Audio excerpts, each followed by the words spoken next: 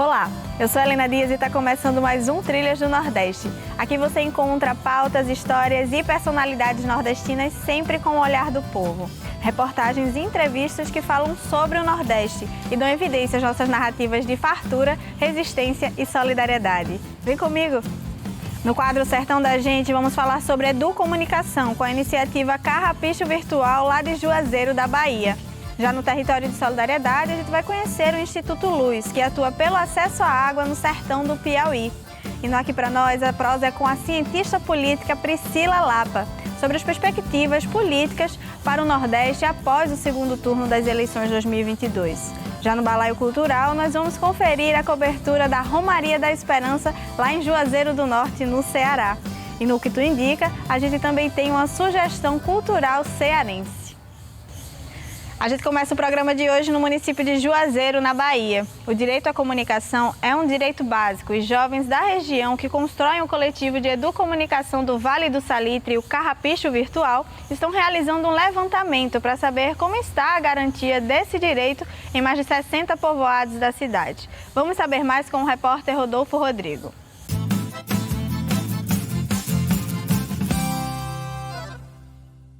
Em que lugar do sertão a educomunicação pode chegar? Essa prática, que pelo nome fala por si só, faz a educação e a comunicação andarem lado a lado no caminho da informação. E é esse o caminho que um coletivo do interior da Bahia tem seguido para aproximar mais de 60 povoados rumo ao acesso à comunicação democrática. O coletivo de educomunicação do Vale do Salitre, o Carrapicho, nasceu em 2010 através de uma pesquisa da fundadora Érica Daiane, que tinha o sonho de transformar a vida de inúmeros jovens que não tinham acesso à comunicação na localidade, como explica. E aí eu trouxe a proposta de oficinas de comunicação para uma comunidade aqui do Salitre, que nem é a minha de origem, né, mas é uma comunidade que eu sempre fui próxima aqui, que minha mãe atuava lá na associação, que era a comunidade de Alfavaca. Trouxe a proposta das oficinas para construir um informativo. E aí a gente fez, né, esse trabalho, uma oficina que envolveu idosos, jovens, crianças, trabalhou muito esse recorte histórico do Salitre, que era o tema, né, do meu TCC, nessa perspectiva de elaborar o informativo. Após as primeiras oficinas, o Carrapicho se tornou um jornal comunitário em preto e branco que buscava pautar as comunidades do Salitre com um olhar diferente do que era mostrado nas mídias convencionais. Mas em 2016, o coletivo notou que a juventude estava mais conectada à internet e às redes sociais. Foi daí que o Carrapicho teve que se adaptar e se tornar o Carrapicho Virtual, com o mesmo objetivo, mas agora utilizando ferramentas digitais em um outro formato de comunicação, como afirma Manuela Conceição, colaboradora do projeto. Então a gente publicava as virtudes, né, as belezas que a gente tem no sertão, não aquela imagem só de seca, aquela imagem só, né, de animais mortos, muito pelo contrário. Então, o Carrapicho ele surge como essa tentativa mesmo de a gente discutir comunicação, discutir a qualidade da internet no campo, discutir, sobretudo, essas ideias, né, esses estereótipos que a gente vê na mídia convencional, muitas vezes, que é passado, né, e que não é realidade. Agora, em 2022, com o projeto Conecte-se, o Carrapicho Virtual realizou um mapeamento no Vale do Salitre a fim de sistematizar dados acerca do acesso à comunicação nos mais de 60 povoados pertencentes a Juazeiro, na Bahia. Segundo Manuela, para levantar as informações, os educomunicadores percorreram as comunidades e escolas aplicando questionários direcionados para jovens de 12 a 25 anos. Então, o mapeamento foi em torno dessas questões, né, da gente questionar mesmo a qualidade de internet no campo, como essa juventude ela está se conectando, quanto que ela paga, né, porque isso foi, inclusive, um dos resultados da juventude. As famílias, elas recebem até um salário mínimo, né, esse foi um destaque. Então, as pessoas estão pagando caro por internet, mas a qualidade é ruim. E aí a juventude precisa estudar, a juventude precisa se interagir, inclusive consumir conteúdos que precisam falar sobre essa juventude do campo, que não está acontecendo. Então, esse foi um dos resultados também, né? A juventude está consumindo muito, mas não está produzindo sobre a sua realidade. E o que consome não é também, né, pautando isso. Além do mapeamento, o Conecte-se incluiu oficinas sobre comunicação e direitos digitais nos povoados. Esse projeto É fruto da parceria do Carrapicho Virtual e o Instituto Regional da Pequena Agropecuária, o IRPA.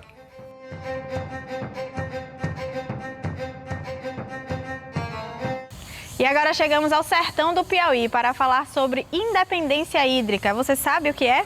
Tem a ver com acesso à água e é uma prioridade para o Instituto Luz, que vamos conhecer agora.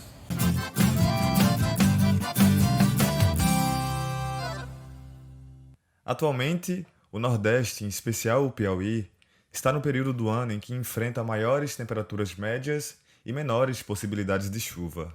Os picos elevados de temperatura e a falta de chuva, somados aos problemas sociais que a população local já enfrenta, faz com que a sobrevivência seja dificultosa para muitas comunidades no sertão.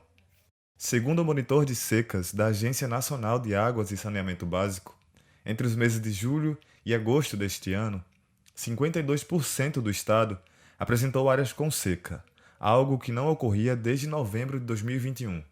O Piauí é o 10º estado com maior área nessa condição, com cerca de 44 municípios em situação de emergência, de acordo com a Defesa Civil. Para ajudar a matar a sede das famílias, instituições têm praticado a solidariedade na doação de água e construção de cisternas em algumas dessas cidades. É o caso do Instituto Luz, uma organização de impacto e adoção comunitária. Segundo Guto Oliveira, presidente da ONG, o trabalho desenvolvido por eles busca trazer independência, autonomia e dignidade para as comunidades do Piauí em 3 etapas. Onde a primeira é o acesso à água, e nessa primeira fase a gente constrói cisternas, né? A gente dá cisternas para todas as casas, porque muitas vezes uma comunidade, vão lá de 10 famílias, 6 já têm cisternas, já foram beneficiadas e 4 ainda não. Então, a gente nivela todo mundo com essa tecnologia de acesso à água familiar, né? Muito importante no semiárido.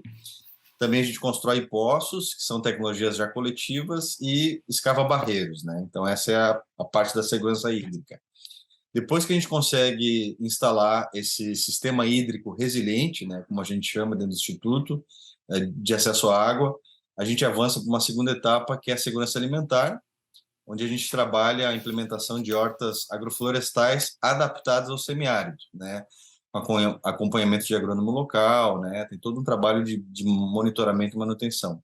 E a última etapa desse trabalho é o desenvolvimento econômico, a ativação econômica da comunidade, ou seja, que vocação que ela tem para uma atividade de geração de renda. Só em 2022, foram entregues 100 cisternas para as famílias localizadas nas comunidades de Nova Jerusalém, Serra dos Gringos, Baixão da Serra, Serra Nova, Balancete, Vistosa, Rompe Gibão e Boi Morto, dentro do Quilombo Lagoas, no Piauí. Todas construídas a partir do trabalho voluntário. Segundo Marcelo Souza, coordenador do voluntariado da ONG, são formadas equipes que vão até o Piauí ajudar na construção das cisternas. O impacto que tem com as pessoas da comunidade, a convivência, a conversa, o abraço, o sorriso, isso faz uma diferença tão importante quanto a construção da cisterna. Então, as turmas de voluntariado, elas são importantes pelo dinheiro que elas trazem, pelo projeto de construção de cisternas, mas eu posso frisar que o mais importante mesmo é o respeito pelas pessoas, é o acolhimento, é dizer, olha, eu estou te vendo, eu sei que tu precisa, eu vim aqui para te ajudar. Eu acho que isso aí é o que mais foca, nesse trabalho voluntário, é o que mais impacta mesmo nas pessoas. A solidariedade que ajuda a mudar a história das secas. Para conhecer o Instituto, fazer uma doação e se tornar um voluntário, acesse as redes sociais, @Instituto Luz.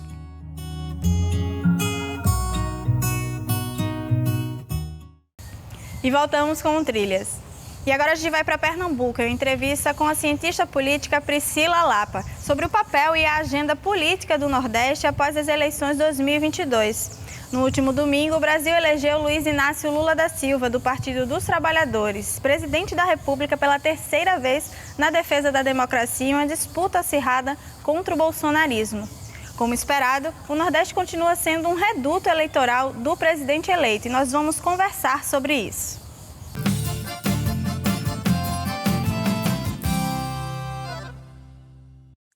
Olá, gente! Nós estamos aqui hoje com Priscila Lapa, que é cientista política e vem trazendo análises das eleições de 2022, com foco no Nordeste, junto com a gente.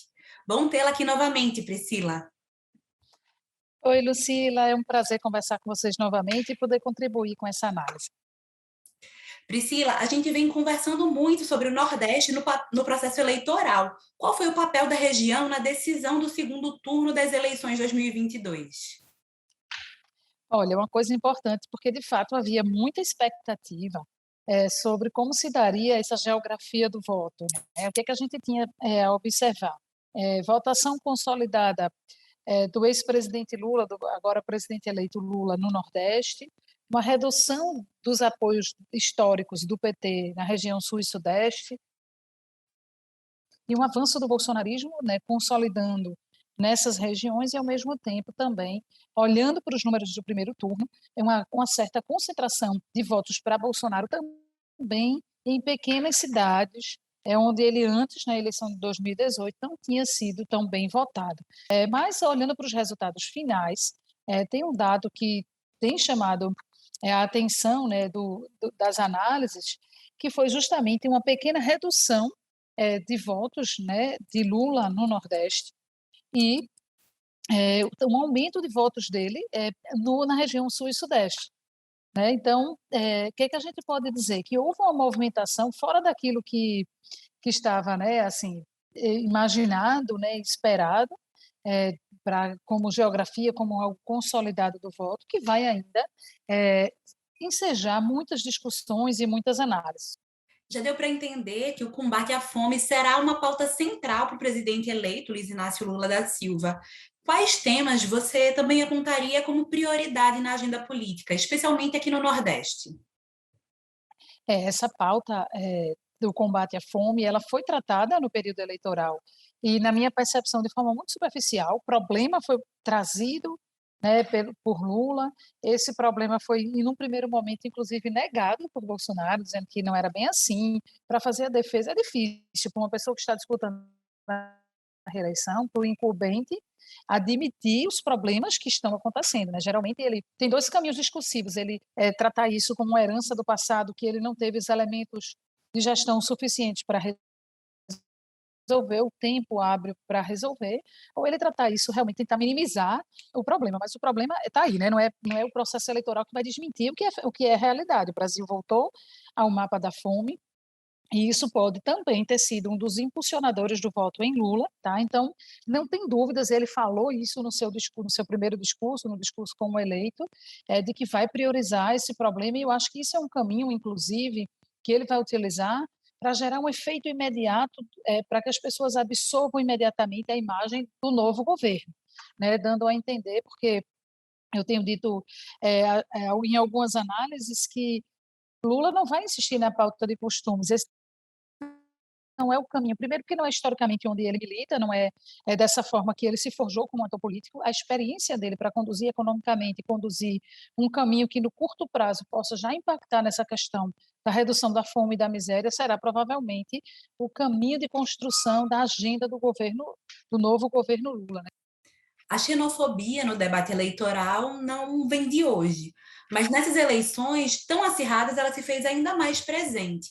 Você acredita que isso deve arrefecer com o fim do pleito ou deve ter uma repercussão ainda maior?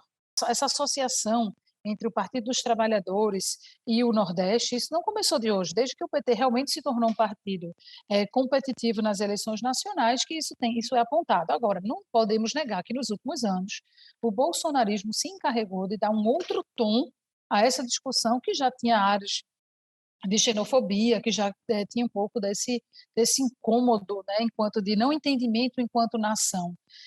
Então, o bolsonarismo ele alimentou isso. Teve os gestos caricatos do presidente, né, direcionados ao Nordeste.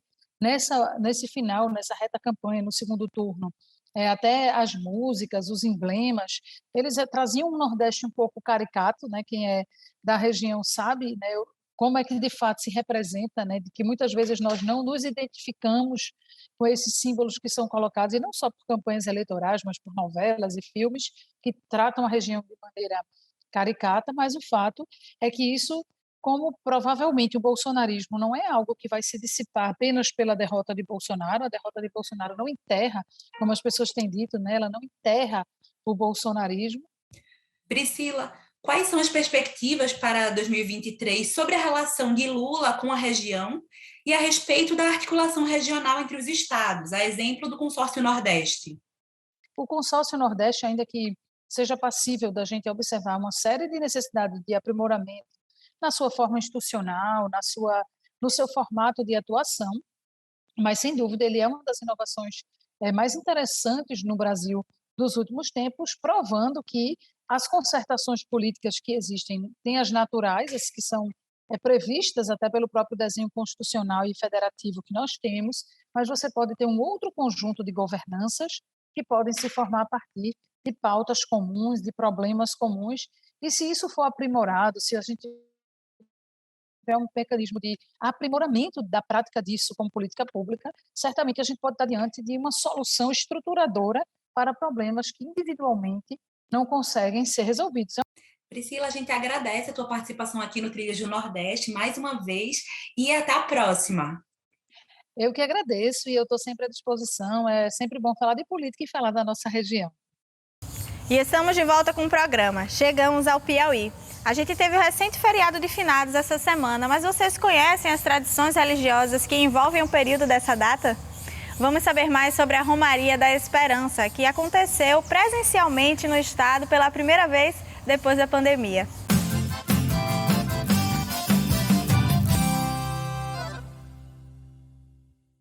Aconteceu de 28 de outubro a 2 de novembro, uma das maiores celebrações religiosas do Ceará, a Romaria de Finados ou Romaria da Esperança, como ficou conhecida.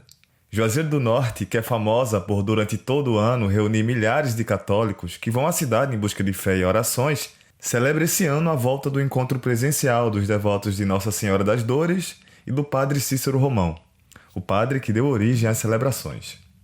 Mas além de poder voltar às ruas que o padre Cícero percorreu, neste ano, de modo especial, a notícia de abertura do processo de beatificação de padre Cícero motivou ainda mais os devotos a renderem graças pela personalidade tão querida e venerada pelo povo nordestino. De acordo com o padre Cícero José, o pároco da Basílica Santuário Nossa Senhora das Dores, criada em 1875 pelo padre Cícero Romão, a beatificação do padre Cícero concretiza o que já está no coração dos romeiros. A Igreja Católica Apostólica Romana, na sua dinâmica pastoral, também na sua dinâmica de apresentar pessoas que viveram essa experiência das virtudes, a vida de Cristo aqui na Terra, eles apresentam aqueles que são reconhecidos como beatos, santos, ou seja, referenciais que verdadeiramente se tornam um exemplo para nós seguirmos. E o padre Cícero Romão, mesmo com todo esse processo pastoral, de correção das suas ações também, hoje, agora 20 de agosto de 2022, recebemos de Roma essa autorização. Ou seja, a Igreja, a partir de então, apresenta que não há mais impedimento para que o padre Cícero Romão também possa, num futuro não muito distante, ser elevado à honra dos altares. Cícero Romão Batista foi ordenado padre no dia 30 de novembro de 1870, em Fortaleza. Após sua ordenação, retornou ao Crato, onde no dia 8 de janeiro de 1871, celebrou sua primeira missa na terra natal. Mas a vida do jovem padre Cícero mudou quando, em 1872, ele teve um sonho que o fez fixar morada em Juazeiro, como explica o padre Cícero José. Após o almoço, naquele momento de descanso, sonha com o coração de Jesus reunido com os apóstolos, e o coração de Jesus falava para os apóstolos como o seu coração estava dolorido, poderíamos assim afirmar, estava triste por ver as pessoas se distanciando do amor de Deus. Nesse momento, adentra sobre a sala um grupo de pessoas sofridas, maltratadas, vítimas das secas daquela época. O coração de Jesus olha para Cícero Romão, o padre recém-ordenado, e diz: você, Cícero, toma conta deles. Padre Cícero seguiu a vida em missão pelo povo cearense até 1934, quando faleceu. Logo após a sua morte, os fiéis não deixaram de ir a Juazeiro. Pelo contrário, na Romaria de Finados, a visita ao túmulo do padre também é uma parada obrigatória. Anualmente, a Romaria de Finados recebe a presença de cerca de 600 mil romeiros. Nos caminhos da celebração, os locais mais visitados são a Basílica de Nossa Senhora das Dores, a Capela do Socorro, Igreja do Sagrado Coração de Jesus, Santuário de São Francisco e o Horto, que guarda a terceira maior estátua do mundo esculpida em concreto, a estátua do Padre Cícero, que tem 27 metros de altura e se mantém erguida há 53 anos, abençoando toda a cidade de Juazeiro. Nas igrejas, nas ruas e nos museus de Juazeiro do Norte, o Padre Cícero Romão Batista, o padrinho Padre Cícero, permanece vivo. E o ciclo da fé que move milhares de nordestinos para um só lugar se encerra no último ato já consagrado em Juazeiro, na bênção de despedida. A sugestão cultural do Que Tu Indica de hoje veio do Ceará. Dá uma conferida?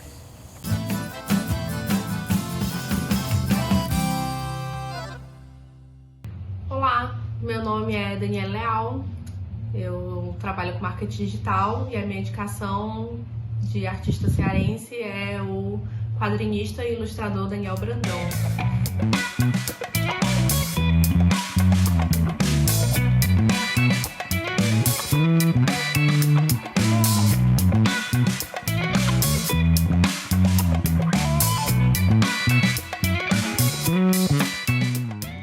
Para conhecer um pouco mais do trabalho dele, é só seguir o arroba dele no Instagram, @estúdio Daniel Brandão. Obrigada, Daniele. Nós vamos conferir com certeza. E lembrando que você pode participar do quadro também. Basta gravar um vídeo de até 1 minuto de forma horizontal com a sua dica cultural nordestina. Depois, é só mandar para o WhatsApp do Brasil de Fato Pernambuco. O DDD é 81996060173. Já para sugerir pautas e outros conteúdos, é só falar no e-mail pautape@brasildefato.com.br. A gente agradece a sua audiência. Você assiste esse e outros episódios nos canais do Brasil de Fato Pernambuco e da TVT no YouTube. Até semana que vem, sempre nas sextas-feiras às 9 da noite.